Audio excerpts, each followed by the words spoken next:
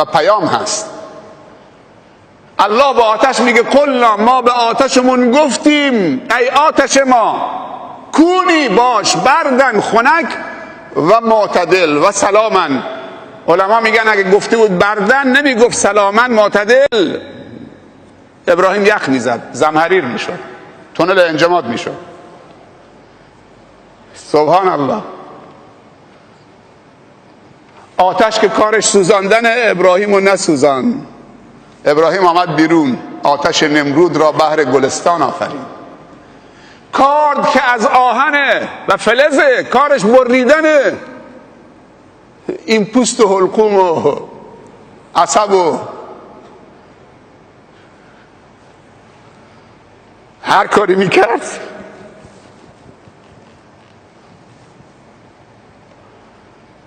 نمیبرید.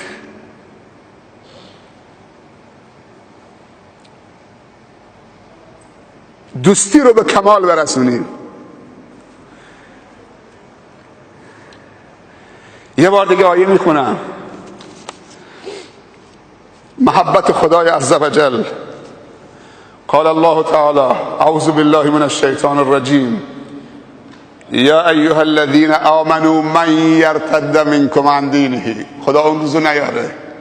ای کسانی که شما رو از نعمت ایمان بهره من ساختم، اگر یکی از شما پشت به دینش بکنه، روگردان بشه از من، مرتد بشه، فسوف یأتی الله بقوم، خدا بندگانی رو میاره جدید.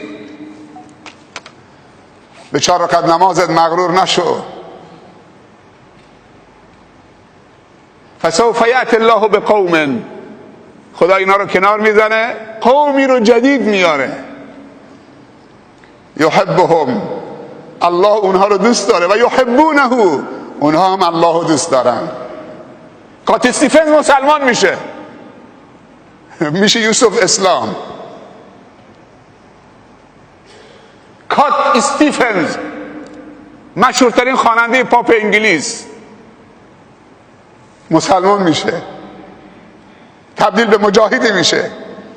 مدرسی در قلب لندن تأسیس میکنه، زبان عربی، قرآن، تفسیر، علوم عصری و علوم دینی رایگان، خودش هزینه پرداخت میکنه. پروفسور روژه جارودی خودش با خانمش بزرگترین فلسفه‌دان فرانسه است، بعد از 30 سال تحقیق رو به قبله علم میسته و عظمت. برید این کتاب رو بخونید، از آهنگ پاپ تا آهنگ ناب ترجمه شده، از آهنگ پاپ تا آهنگ ناب. زندگی نامه درخشان بیش از 100 تا از شخصیت‌های مطرح دنیا در زمینه ورزش، موسیقی، فلسفه، دین، خیلی از کشیش‌ها، اقتصاد، از آهنگ پاپ تا آهنگ ناب.